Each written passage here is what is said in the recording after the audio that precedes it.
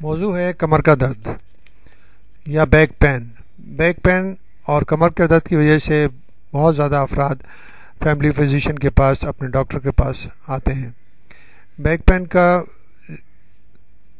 وجوہات میں سے یہ پین اور یہ درد مسلس کی وجہ سے بھی ہو سکتا ہے، نروز کی وجہ سے ہو سکتا ہے، بونز اور جوائنٹس کی وجہ سے، اور اس کو علاقے کے حساب سے بھی اس کو بانٹا گیا ہے۔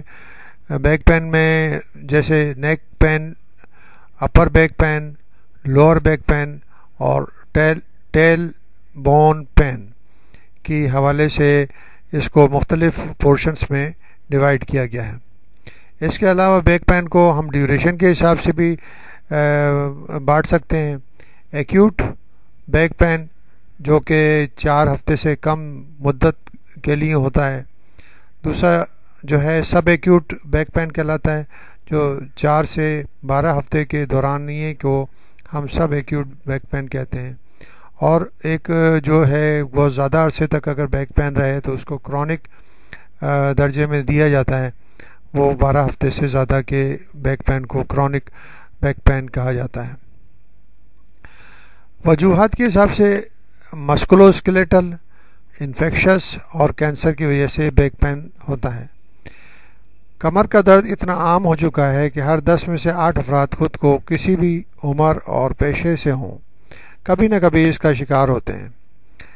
جس کو کمر کا درد ہوتا ہے وہی اس کی تکلیف کا اندازہ کر سکتا ہے، کیونکہ بعض لوگوں میں یہ درد اس قدر شدید ہوتا ہے کہ روزمرہ کے معاملات، اٹھنا بیٹھنا، لباس بدلنا، ڈرائیونگ کرنا، چلنا پھرنا اور ازواجی تعلق ایک بہت مشکل کام بن جاتا ہے۔ کمر کا درد کیوں ہوتا ہے؟ امریکہ کی مشیگن یونیورسٹی کے ایک ماہر درد کا کہنا ہے کہ کمر کے درد کی بڑی وجہ طرز حیات ہے۔ لوگ اپنے وزن کو جس طرح بڑھا رہے ہیں، اس سے کمر کے درد کا مسئلہ شدید ہوتا جا رہا ہے۔ کمر فطرت کی حیاتیاتی انجینئرنگ کا شاہکار ہے۔ اس کے ڈھانچے میں کھوپڑی، پسلیاں، پیڈو پیلوس اور کندھے استوار ہوتے ہیں۔ یہ ان اعصابی پٹھوں کے لیے بھی راستے کا کام انجام دیتی ہے، جو دماغ کو جسم کے باقی حصوں سے جوڑتے ہیں۔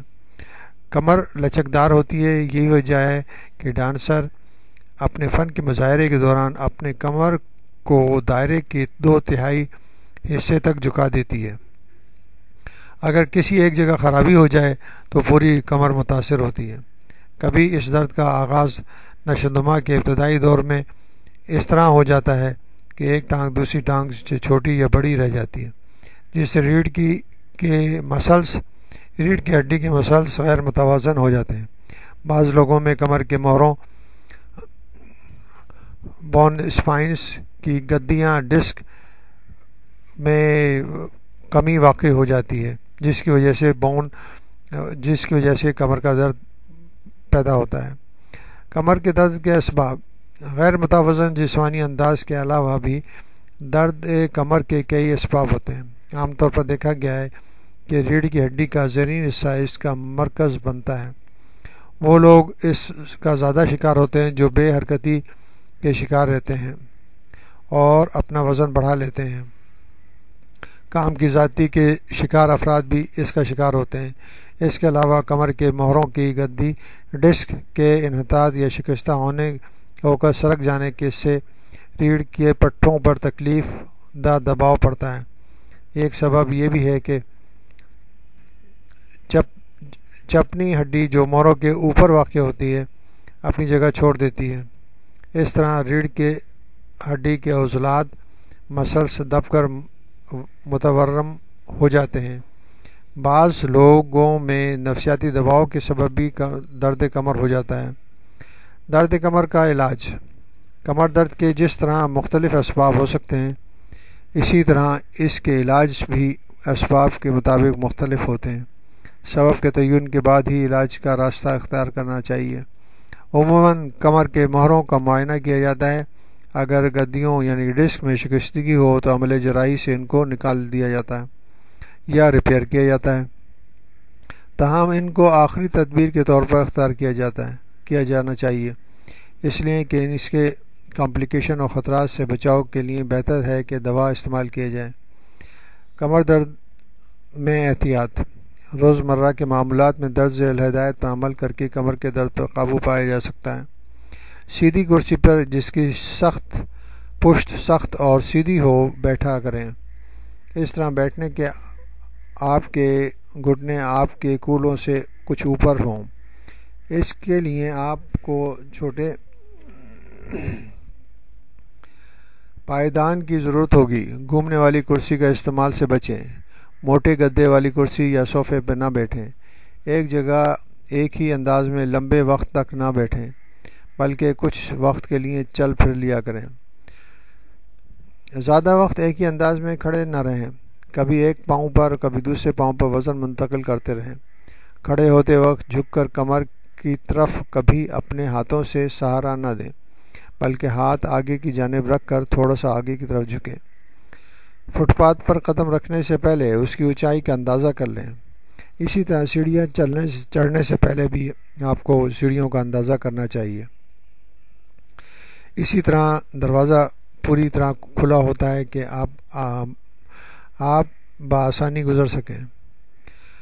ڈرائیونگ کرتے وقت ہمیشہ اپنی سیٹ آگے کی طرف کھسکائیں تاکہ گھٹنے کولوں سے اوپر ہو جائیں۔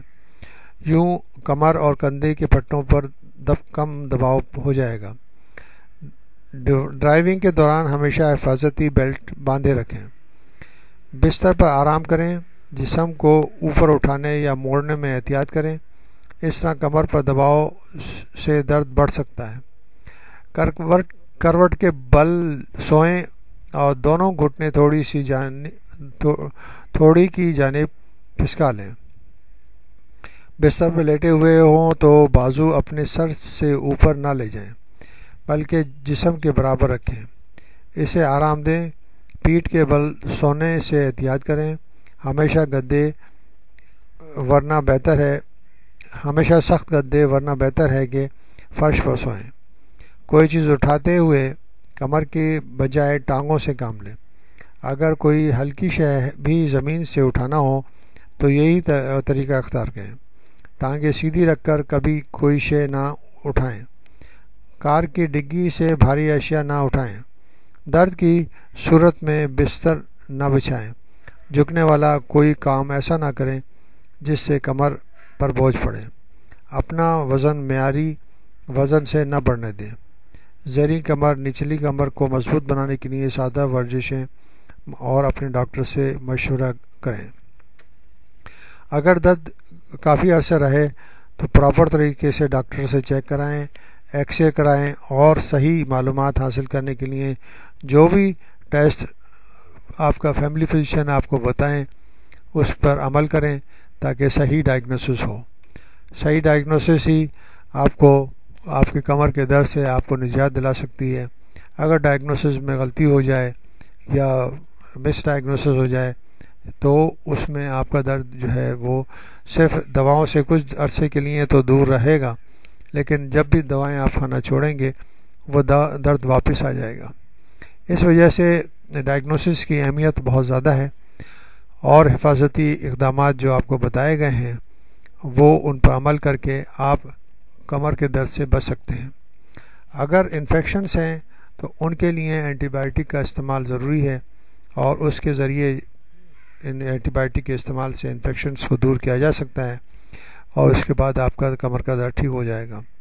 اگر بہت سیویئر پرابلمز بعض دفعہ جیسے خدا نخواستہ کسی کو کینسر کا مسئلہ ہے اور کینسر جو ہے وہ بڑھ کر کمر کی ہڈیوں تک پہنچ چکا ہے تو اس میں درد خاصا تیز ہو جاتا ہے۔ اس کے لیے جو بھی خاص دوائیں استعمال کی جاتی ہیں کینسر کو کنٹرول کرنے کے لیے وہ استعمال کی جاتی ہیں، مثلا کیمو تھراپی وغیرہ اور مختلف طریقے استعمال کیے جاتے ہیں۔ تو اس کے لیے آپ صحیح طور پر اپنے ڈاکٹر سے اور اسپیشلسٹ سے مشورہ کریں۔